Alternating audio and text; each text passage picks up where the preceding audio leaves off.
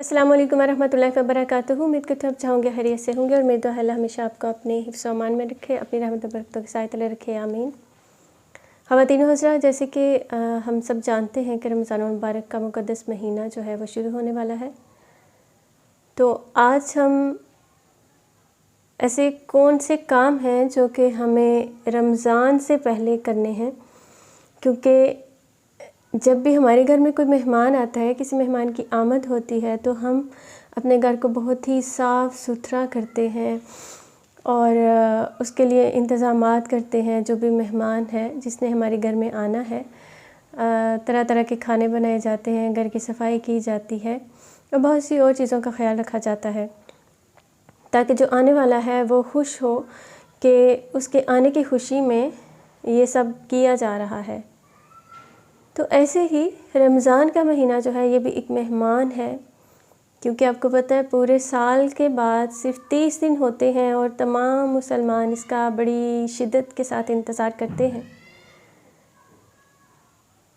तो ये जो महीना हमारे पास मेहमान महीना है, लेकिन रहमतों और बरकतों का बेशबहा ख़ज़ाना है, क्योंकि इसमें किया जाने वाला हर अमल जो है उसका सवाब 70 से 100 गुना बढ़ जाता है।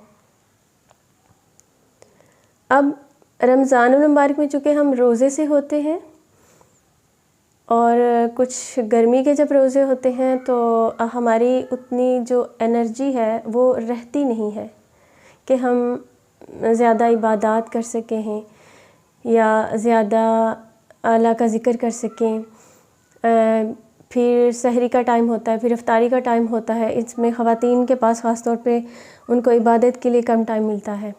तो इस हवाले से चंद तजावीज़ हैं कि कौन से काम जो हैं वो कैसे किया जाए, कैसे किस तरह से किया जाए, किस तरह से मैनेज किया जाए कि हम ज़्यादा से ज़्यादा टाइम जो है वो रमज़ानुल मुबारक में अपनी इबादत के लिए, कुरान पाक की तिलावत के लिए और ज़िक्र अस्कार के लिए निकाल सकें। तो उसमें चूँकि ख़वातीन का रोल ज़्यादा होता है, तो ख़वातीन से ही मैं मुखातिब हूँ।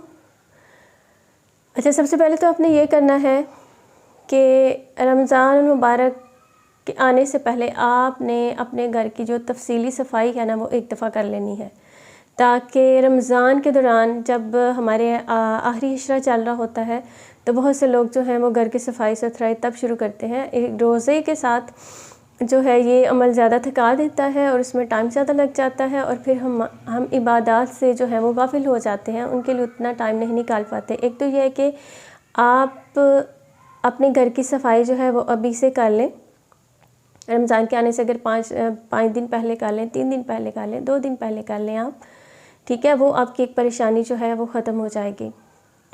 दूसरा ये है कि जो भी शॉपिंग आपने करनी है, कोई घर का आपने राशन है उसको प्रॉपर आप ले आएँ रमज़ान मुबारक में जिस चीज़ की ज़रूरत है।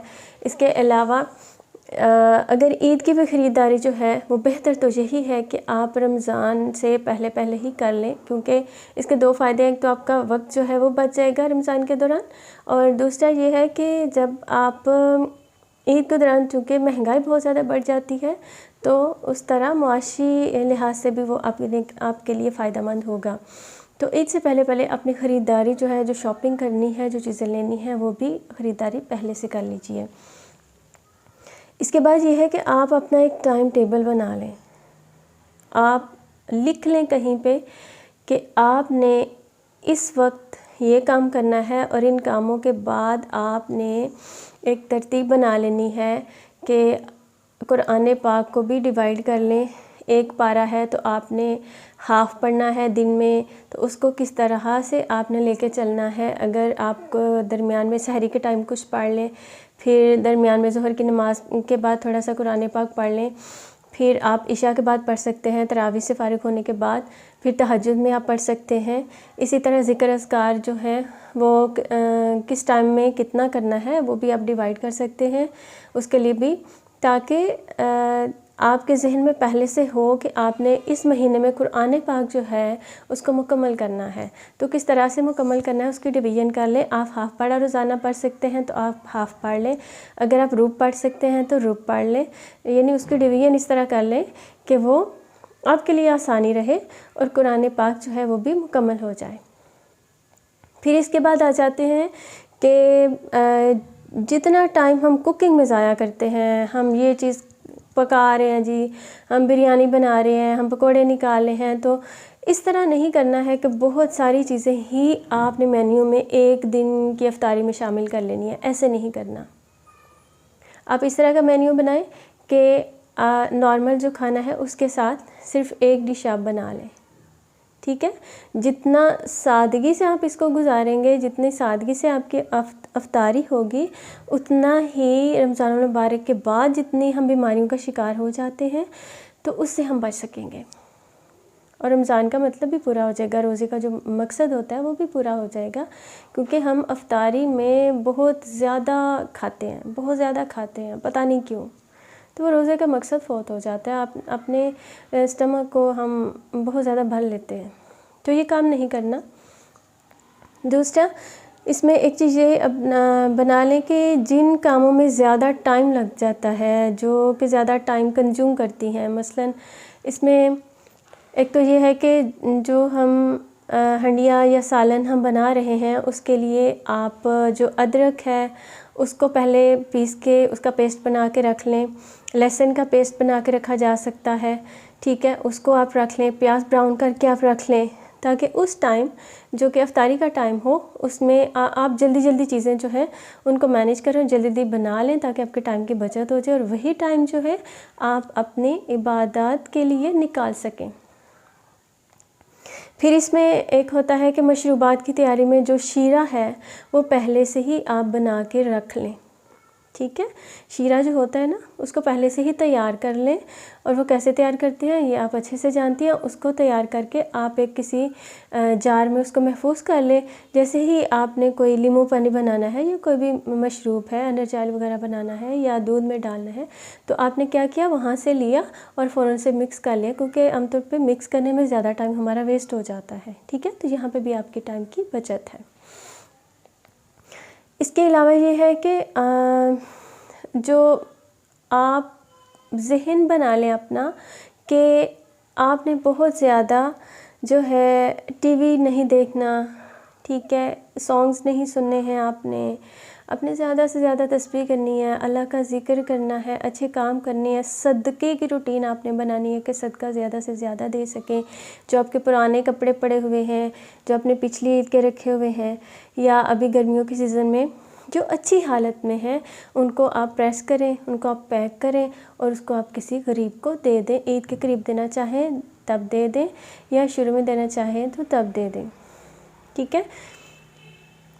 इसके अलावा ये है कि आपने बहुत ज़्यादा ये नहीं करना है कि कुकिंग ही करते रहना। ख़वातीन का ये बहुत बड़ा मसला है कि कुकिंग में ही हर वक्त ये डिश बना लो, वो डिश बना लो। भाई डिशेस जो हैं वो तो सारा साल चलती ही रहती हैं, सारा साल हम खाते हैं। अगर एक माह में थोड़ा सा हम अपना मेन्यू बिल्कुल सादा कर लेंगे तो इसमें तो कोई मसला नहीं है, कोई हर्ज नहीं है। तो इन्होंने ही, चूँकि ख़वातीन जो हैं इस मामले में वही सरबराह होती हैं इस चीज़ की, किचन उनके हवाले होता है, तो उनको चाहिए कि वो एक जो मेन्यू है ना वो दीवार पे लिख के लगा लें कि आज के दिन ये इसके अलावा कोई एक्स्ट्रा जो है वो नहीं बनेगा, ठीक है। इसके अलावा ये है कि बहुत ज़्यादा धूप में बाहर ना निकलें, अपने काम पहले से सारे मुकम्मल कर लें। और ये सारी बातें इसलिए आपको बताई जा रही हैं क्योंकि रमज़ान के आने से पहले आपके जहन में होना चाहिए कि आपने रमज़ान में कौन कौन से मकसद बनाए हुए हैं, किस तरह से उनको हासिल करना है और किस तरह से आपने रमज़ान की रहमतों से, बरकतों से ख़ास तौर पे फ़ायदा उठाना है, क्योंकि ये मेहमान महीना है। अल्लाह हम सबको ही रोज़े रखने की तौफ़ीक भी दे और रमज़ान मुबारक को देखने की और इसमें क़याम, रुकू, सुजूद और तिलावत और तस्बीहात और तरावी पढ़ने की भी तौफ़ीक अता करे। तो ये तब तक मुमकिन नहीं है जब तक कि हम फ़िज़िकली फ़िट नहीं होंगे। अगर हम थके हुए हैं, अगर हमने काम ही इतने फैलाए हुए हैं कि रोज़े के दौरान भी हम काम करते जा रहे हैं, जो ज़रूरी काम है वो तो करते हैं, बहुत से एक्स्ट्रा काम भी होते हैं ना, तो उनसे अवॉइड करना है, ठीक है। रूटीन आपने अपने ज़हन में सेट कर लेनी है कि मैंने ये रमज़ान जो है ये इस तरह से गुजारना है जैसे ये मेरी ज़िंदगी का आखिरी रमज़ान है। इतने अच्छे से गुजारना है और अपने रवैयों को भी बेहतर करना है, और बहुत ज़्यादा गुस्सा नहीं करना है बहुत ज़्यादा, और टाइम पे सोना है और टाइम पे सहरी के लिए उठना भी है, क्योंकि आमतौर पे माएँ जो हैं वो बच्चों को उठा रही होती हैं और बच्चे सारी रात जाग के तो बिल्कुल ही वो सोए हुए होते हैं। बल्कि बाज़ लोगों की ये बड़ी गलत रूटीन है कि सारी रात जागते हैं और फिर सहरी खा के सो जाते हैं और फिर असर के टाइम या ज़ोहर के टाइम उठते हैं। ये बहुत गलत बात है। इन तमाम बातों से अवॉइड करें। ज़िंदगी का कोई पता नहीं है कब ख़त्म हो जाएगी। अपना हर ज़रूरी काम जो है उसको पहले से कर लें और रमज़ान को पूरा प्रोटोकॉल दें, जिस तरह हम अपने घर में आए हुए मेहमान को देते हैं, और इसकी जितनी बरकतें आप समेट सकते हैं आप समेट लीजिए। यही थी चंद छोटी छोटी तजावीज़ और टिप्स रमज़ानुल मुबारक के हवाले से। अल्लाह हम सबको रमज़ान का महीना देखना नसीब फरमाए और इसकी रहमत और बरकतों से लुत्फ़ उठाने का अल्लाह ताला हमें लुत्फ़ उठाने की तौफ़ीक दे। अपनी दुआ में याद रखिएगा, ख़ुसूसी दुआ में याद रखिएगा। अल्लाह ताला हम सब के लिए आसानियाँ पैदा करे। अस्सलामु अलैकुम व रहमतुल्लाहि व बरकातुहू।